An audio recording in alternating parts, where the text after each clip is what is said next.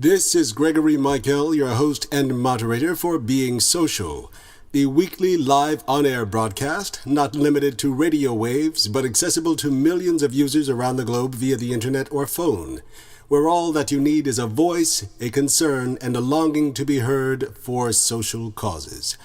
Join us this evening at 7:30 p.m. Eastern Standard Time, starting now here in the States, for Episode 7 of Being Social, as we explore the topic of America's role in foreign policy now. We'll take a look at the historical role that America has played as a world leader and how our nation fares now from a global perspective, as well as actions for greater responsibility. America also as a world leader and superpower, why the U.S. has held the mantle of world leader for so long, how being part of a global community has affected our role in the world, the IMF, International Monetary Fund, the state of the United Nations and its relevance, how the role of Secretary of State has changed or evolved. We'll also explore the women of state, Condoleezza Rice, Hillary Diane Rodham Clinton. What are the perceptions of our country as if we were to have a female president? As defined, the role of the Secretary of State is to organize and supervise the entire United States Department of State and the United States Foreign Service, advise the President on matters relating to U.S. foreign policy, including the appointment of diplomatic representatives to other nations and on the acceptance or dismissal of representatives from other nations. In addition, to participate in high-level negotiations with other countries, either bilaterally or as part of an international conference. This includes the negotiation of international treaties and other agreements, as well as communicate issues relating to the United States foreign policy to Congress and to U.S. citizens. We'll also explore the U.S.'s history of leadership. Now, Jefferson was actually the first United States Secretary of State from 1790 to 93, serving under President George Washington, while U.S. Minister to France, the principal author of the Declaration of Independence in 1776, of course, and the third President of the United States from 1801 to 1809. Now, at the beginning of the American Revolution, Jefferson served the Continental Congress representing Virginia and then served as a wartime governor of Virginia from 1779 until 1781. Just after the war ended, from mid-1784, Jefferson served as a diplomat stationed in Paris. In May of 1785, he became the United States Minister to France. Let's look at Condoleezza Rice. Born November 14, 1954, is an American political scientist and diplomat. She served as the 66th United States Secretary of State and was the second person to hold that office in the administration of President George W. Bush. Rice was the first female African-American Secretary of State, as well as the second African-American after Colin Powell and the second woman after Madeleine Albright. Rice was President Bush's National Secretary Advisor during his first term, making her the first woman to serve in that position. Before joining the Bush administration, she was a professor of political science at Stanford University, where she served as provost from 1993 to 99. Ms. Rice also served on the National Security Council as the Soviet and Eastern Europe Affairs Advisor to President George H.W. Bush during the dissolution of the Soviet Union and German reunification. She's quite a busy lady. Following her confirmation as Secretary of State, Rice pioneered the policy of transformational diplomacy, with a focus on democracy in the greater Middle East. Her emphasis on supporting democratically elected governments faced challenges as Hamas captured a popular majority in Palestinian elections, and influential countries, including Saudi Arabia and Egypt, maintained authoritarian systems with U.S. support. While Secretary of State, she chaired the Millennium Challenge Corporation's Board of Directors.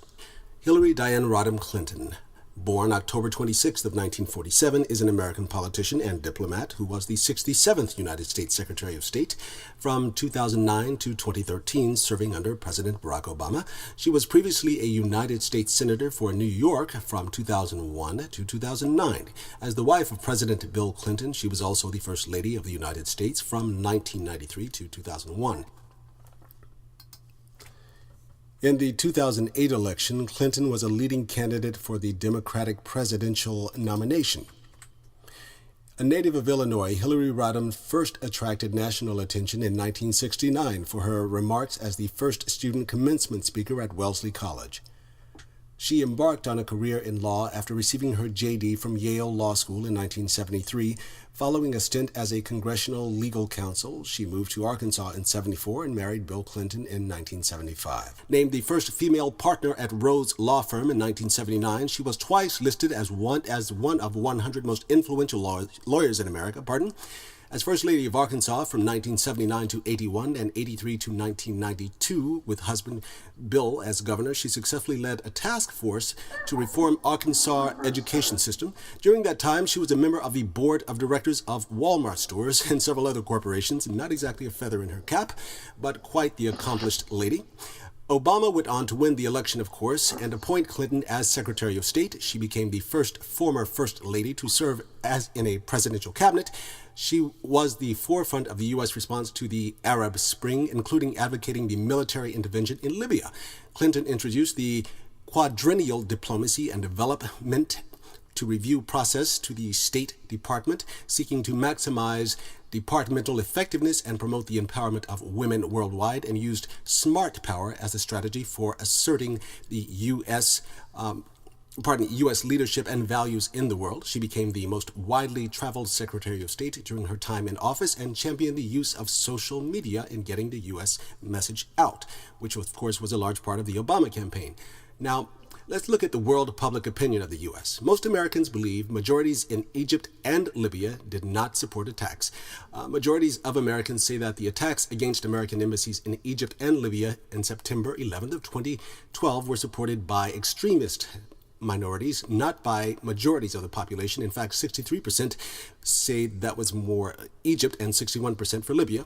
However, Americans are dissatisfied with the response of Egypt and Libyan governments. Majorities say the governments did not try to protect American diplomats and their staff.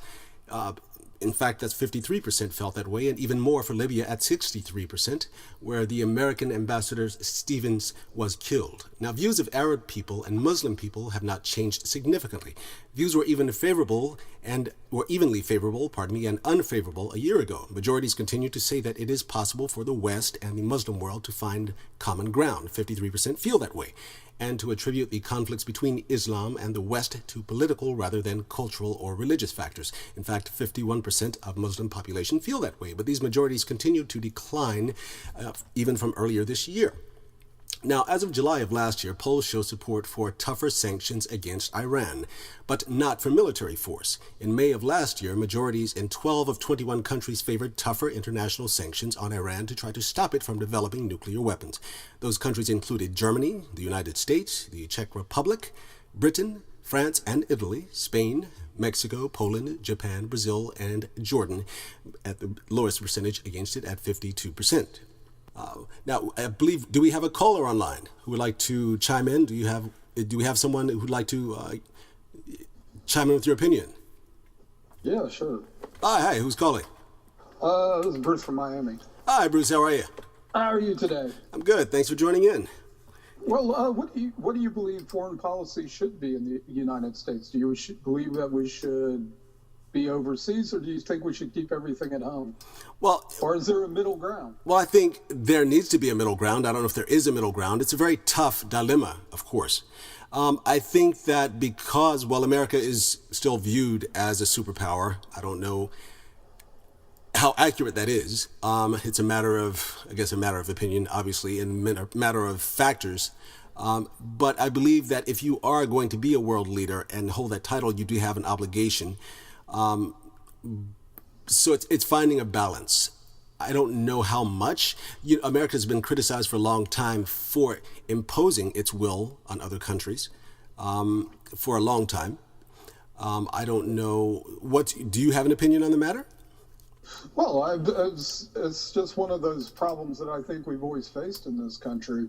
Our history has been isolationist up until the 20th century, but but of course we have intervened in a lot of countries in the world. Right. There's been more times we've been involved in military conflicts than we haven't been involved. The majority of our history seems to be one of an interventionist country. Right.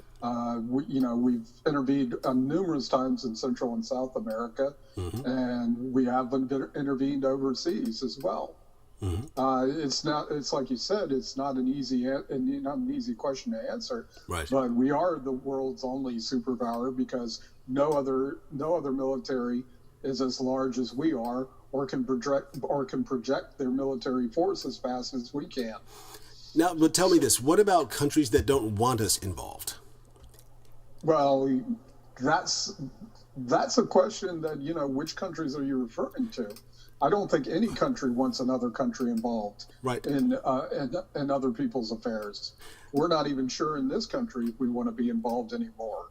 Yeah, well, it's a general question, but I know in the Middle East there's still that feeling that they don't want America involvement. And that, because it's not just a matter of the U.S. I think I was later in the topic, another subject that I'm going to touch on is the IMF and their role that they're playing, of course, in countries like Spain and Greece who are having dire economic problems. And the IMF is coming in, and their roles have evolved over decades, where they're it's the give and take. They're giving you monetary funding to help you balance your budget and to get your economy back on track. But with that comes some restrictions that the countries have to abide by, and a lot of countries, some of the countries are opposed to those things, or the citizens at least don't like having, their government submit to those policies. The thing that you shouldn't get confused on is foreign policy doesn't always involve military. Oh, no, but I'm talking the IMF now. I'm talking economy, not just military. I think that's a good point that you make. But you also realize that foreign policy is the way you deal with other nations. It's not necessarily always hostile. It's oftentimes more peaceful than it is hostile. Yeah. We have a lot of treaties with a lot of different countries that are benign or beneficial to us. They're not done at the point of a rifle. They're done through a mutually, like NAFTA, for instance. That's the North American Free Trade Agreement. And that is, I think it's been damaging to our country. It's been beneficial to other countries. And then there's like the GATT Treaty, which is a general agreement on tariffs and something. And these are all part of foreign policy.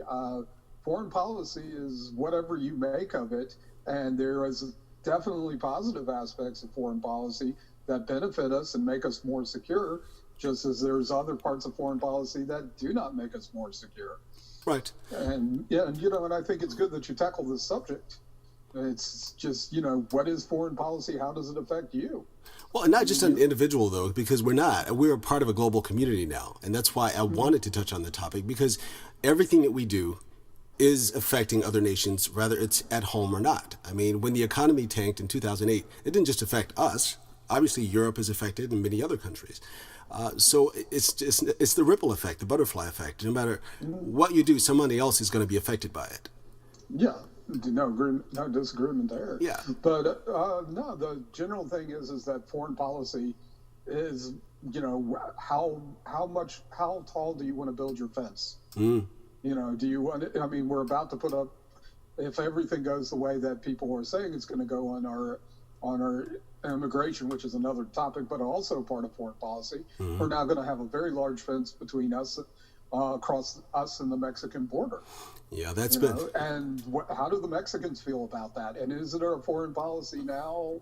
It's the dialogue between countries, and what our policy is, as you elegantly pointed out in your opening one, is basically determined by the people who are in office. Right. It seems like we have another caller. Hold on. Hi, do we have another caller joining us? Do we have another caller joining our conversation? Hello? It seems we have another caller online.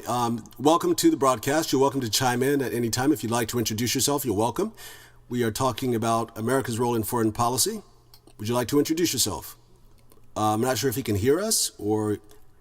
It's the technology, I'm sure. Okay. But anyway, we'll continue. I'm sorry. Go ahead.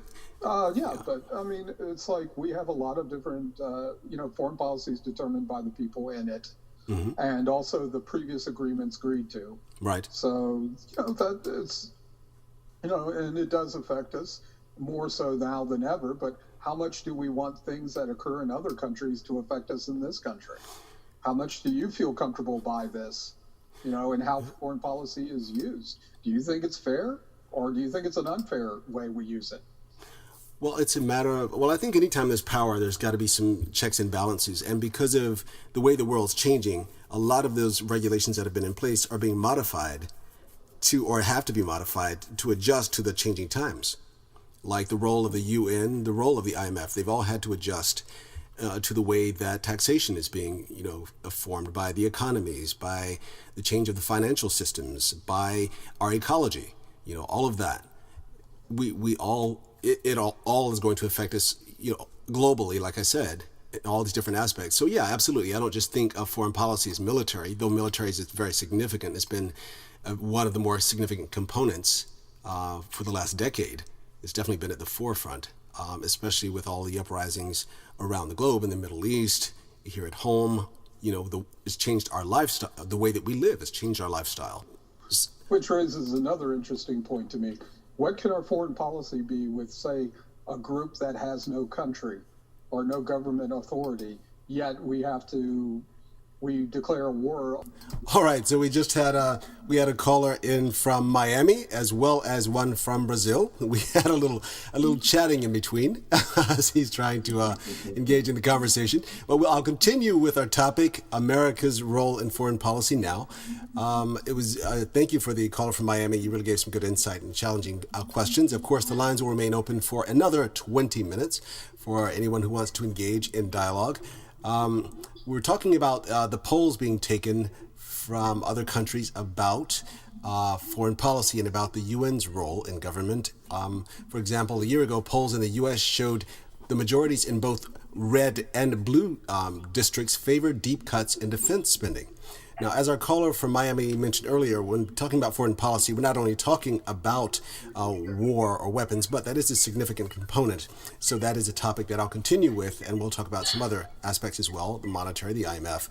A unique survey conducted by the Program for Public Consultation, the Stimson Center, and the Center for Public Integrity has found that substantial cuts to the defense budget are favored by majorities in both red and blue districts, as well as majorities in districts that benefit from high levels of defense spending, which I find quite surprising. In conducting the study, a representative sample of Americans was shown the 2012 defense budget from different perspectives and presented with arguments that experts make for and against cutting defense spending in 2013. Now, working online, they were then able to specify their preferred defense spending levels.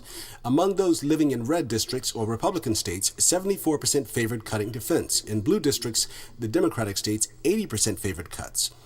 Very marginal, and not a great surprise for the Democrats, but the Republicans, that was quite surprising. August 2012, most Americans saw the Afghan war as not reducing the threat of terrorism, though a majority of Americans, 59% in fact, in March of 2012, by a Gallup poll, still thought that going to war in Afghanistan was the right thing to do. In December of 2011, a few years ago, polls found strong international consensus on human rights. Now, again, this is referring to the UN. By December 10th of this year will be the 65th anniversary of the Universal Declaration of Human Rights. Updated digest of American and international public opinion reveal a remarkable degree of consensus on principles of human rights, consistent with the Universal Declaration of Human Rights, or UDHR. These digests have been developed by the Council on Foreign Relations, International Institutions, and Global Governance Program, and the Program on International Policy Attitudes. Now, they provide comprehensive analysis of international and U.S. polls on the world's most pressing challenges. Majorities in all nations polled, including those with authoritarian governments, endorse the principles that people should be free to express their opinions, including criticism of the government. People should have the right to demonstrate peacefully.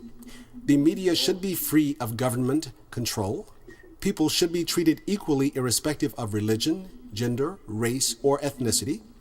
Governments should be responsible for ensuring that their citizens can meet their basic needs for food, health care, and education. That includes large majorities of Americans. The will of the people should be the basis for the authority of government, and government leaders should be selected through free elections with universal suffrage. So those are a list of some universally accepted doctrine of the organization that we were referring to earlier. earlier. We still have our caller from Brazil online. I'm glad that he is getting some benefit out of this. A more recent study conducted a year ago by the Pew in 6 major Muslim countries in the wake of the Arab Spring also shows majorities saying it is important that people can say what they think and can criticize the government, that people of all faiths can practice their religion freely, and women the same rights as men. Now, the International Monetary Fund.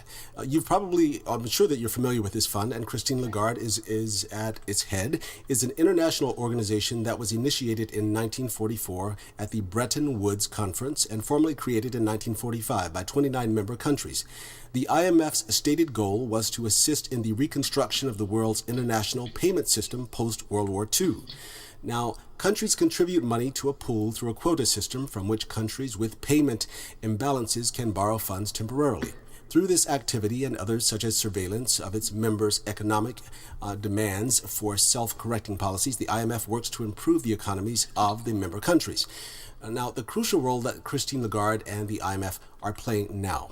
The IMF is mandated to oversee the international monetary and financial system and monitor the economic and financial policies of its member countries.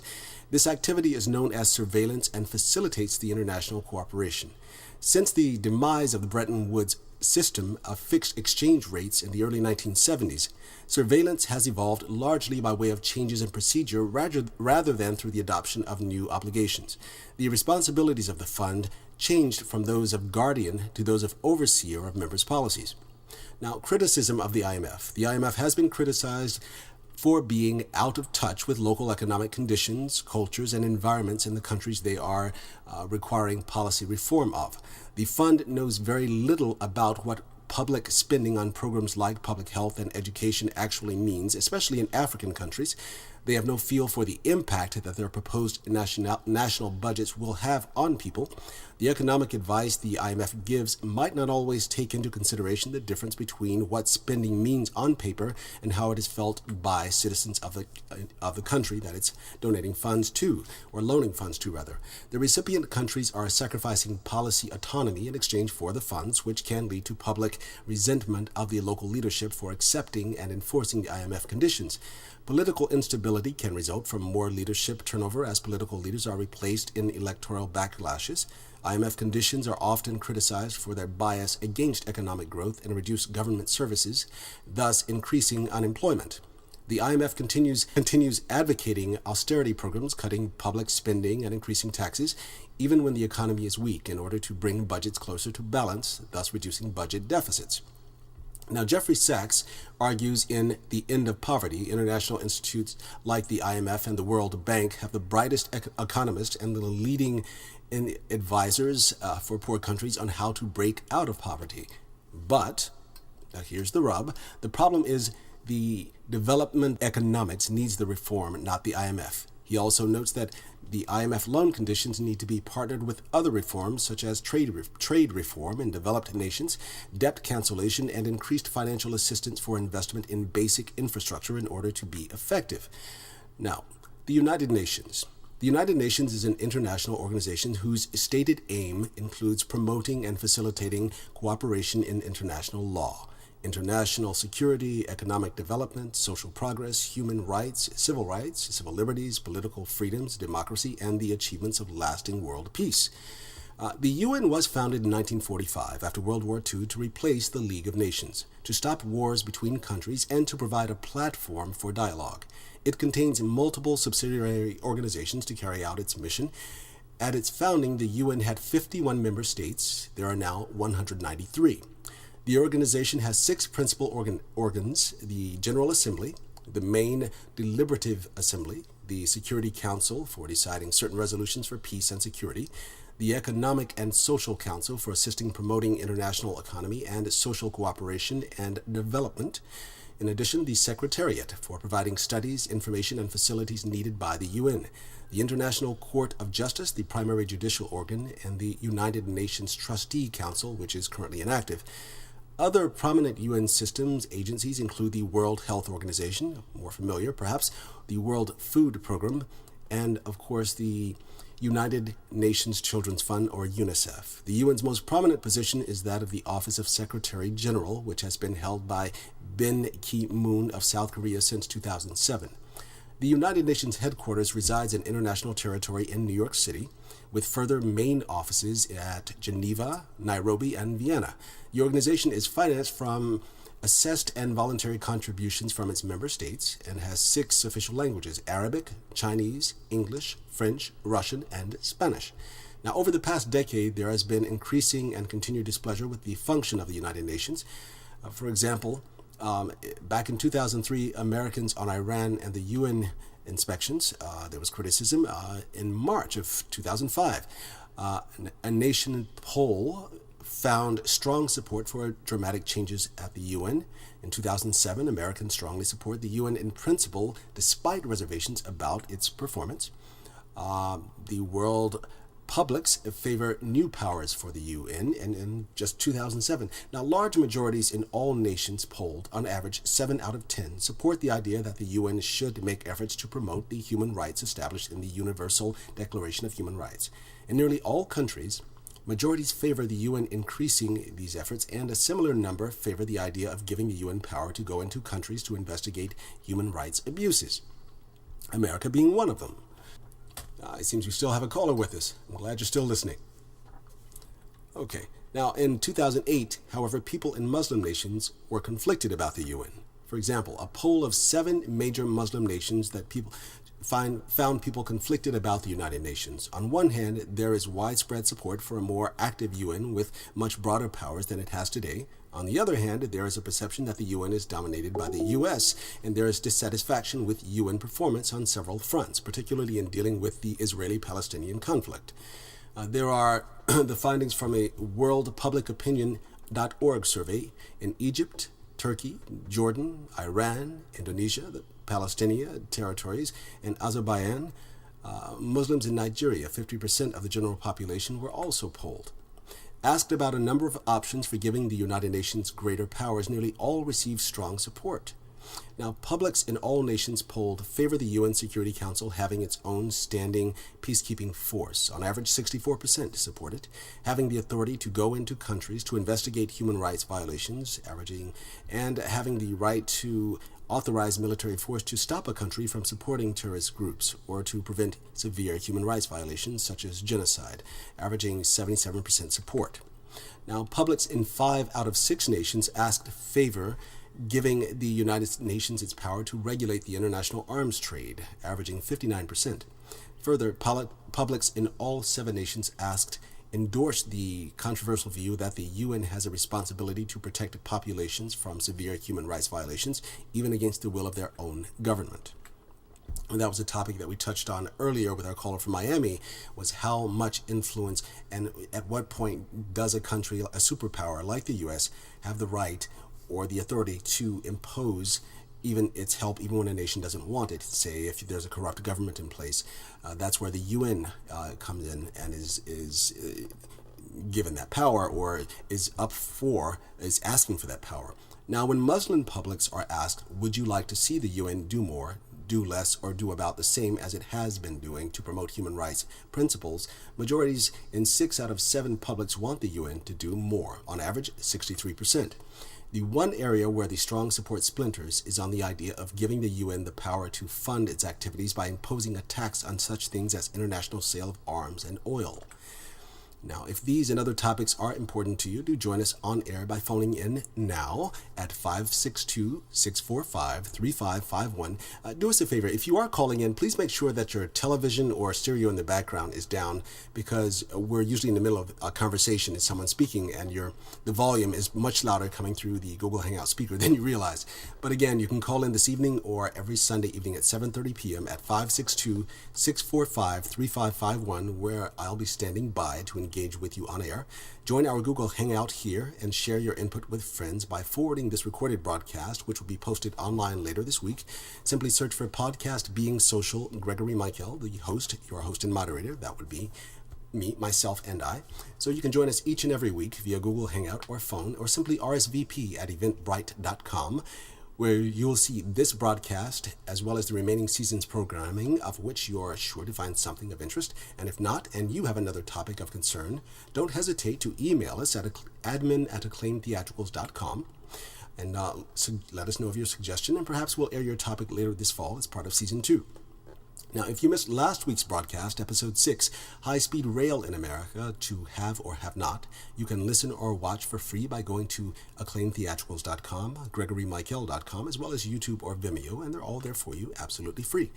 Again, this program is distributed by Acclaim Theatricals, LLC, broadcast from Manhattan, free. It's without fees that we can be sure to provide our forum participants with an unbiased platform and are given one less reason not to take an active role as a concerned citizen. Now, while visiting our feeds, feel free to sign up for the monthly newsletter to stay up to date of not only this, but various other projects of Acclaim Theatricals, LLC, and of my interest. Join us next Sunday, June 30th at 7:30 p.m. Eastern Standard Time for Being Social, the on-air live broadcast. For Episode 8, we'll explore U.S. Veterans Are Home, Now What? We'll take a look at the U.S. veterans that are coming home from recent wars over the last few years. What are the circumstances and conditions that they're facing? What are the challenges that they're facing? Are they getting their needs met? There was a lot of issues that were their medical care and financial liabilities were not being met, as they left to serve their country, and their families were here struggling financially. And when they come home, are they being given the assistance in finding jobs, employment that they need? So I'm hoping to have some U.S. veterans who may have recently come back from the Middle East or from wars who would like to come on air and give voice to their concerns. What challenges are they facing as they try to acclimate back in the States? There are free tickets available on eventbrite.com. You are welcome to join us. I'll keep the line open for another 10 or so minutes, 10 till 9. So the line will remain open if you have an opinion, if you'd like to chime in. We've had 2 callers chime in tonight. We're happy to have you. You are more than welcome to give us feedback on America's role in foreign policy, on the state of the UN, on the IMF. So this is Gregory Mikell, your host. And again, I'll keep the line open. You're welcome to join us. Well, I'm glad that you joined in, Mark. Next time, don't be so shy and don't be afraid to come on audio. You don't have to show a photo, of course, as you see. You're using screen share. So that was Mark Stuckles. He was calling from Canada. He came in the latter part of the conversation. He did not do audio chat. He just left the conversation, but I'm glad that people are getting involved and coming on. We have 3 callers who came on tonight. Very different. One from Brazil, one from Canada, one from Miami. That's very diverse. It's about as diverse as you want to get when it comes to foreign relations. So anyway, as I was saying, next Sunday, do join us, June 30th at 7:30 Eastern Standard Time for Being Social, Episode 8. We'll explore the U.S. veterans that are home now from the recent wars and what they're dealing with. So we'll have other callers come on, and don't be afraid. It's a little more difficult when you listen and you chat, because I'm engaging in dialogue and discussion, so it's a little awkward. So it'd be great if you could actually do audio. Rather, you want to do it by phone, or if you just want to come on and do a screen share, you don't have to show your photo. Nothing highly sensitive or secretive about this conversation. So you can go to eventbrite.com and you look for podcast Being Social. Look for my name, Gregory Mikell. You'll see a list of the full season's broadcast. We have 5 more episodes to go, and then we'll start with season 2's broadcast. Looks like we have someone else joining our hangout. Hola. We have our friend from Brazil again, it seems. So you are more than welcome. Again, we'll keep the line open for 10 more minutes in case anyone has any more insight or questions that they'd like to add. Do we have another caller online? Okay, so we still have someone chiming in. This is a very interesting topic. It's funny. People are coming in, but they're very timid about getting in. Now, the friend from Brazil is not timid. He certainly is not. He just doesn't speak English. So that's interesting. FYI, if you are calling from another country and you'd like to listen in your language, once this is posted on YouTube, if you look below the video, you can try. It will automatically transcribe it to various languages. So you'll be able to watch the transcription in your own language.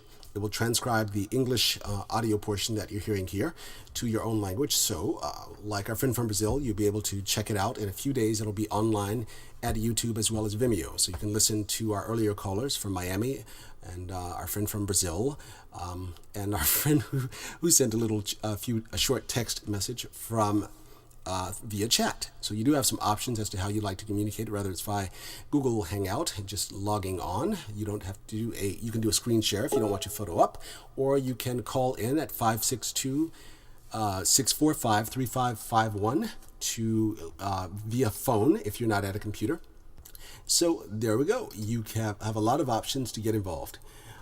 So again, I'll keep the line open for 5 more minutes, and then we will have this up for you online so that you can go and listen at your leisure and share with friends to share your opinion. And you can always email. I'm always willing to revisit a topic and have more callers come back online to discuss the various issues that we talked about tonight. I enjoy doing this because it's nice to be able to get a consensus of the public, and not only here in the States, but also of other countries like Brazil and like Canada. What are their perceptions of the U.S.? What are their perceptions of our roles around the world in politics? What do they think of the UN and its function, the IMF? You know, I think one thing I learned from doing this, I always learn something in my research, and I find that, you know, it's true what they say, you can't know where you're going until you understand your history. And that's one thing that I love about doing this, is that in doing my research, I learned a lot of things about American history that I did not know. I did not know that Jefferson was actually the first Secretary of State, even though he was serving as minister in France. That's how the title came about. And that's very interesting and very enlightening to me. So I always find that's one thing I love about doing this sort of thing. And I think that's what attracted me to acting as well, is that it's a never-ending learning curve. I love learning about history. And the funny thing is I didn't love it in school. Like you, I avoided it at all costs, American history. I thought it was utterly boring. But I enjoy, now that I'm an adult, I find that researching it and reading for myself and not believing everything that I see or hear in traditional media. But I enjoy discovering for myself. There are a lot of resources out there that you can do your own research to educate yourself and enlighten yourself and broaden your mind. So, again, this is Gregory Mikell, your host and moderator for Being Social. Again, next week's topic is the U.S. veterans are home. Now what? Do join us this time next Sunday at 7:30 Eastern Standard Time here in the States.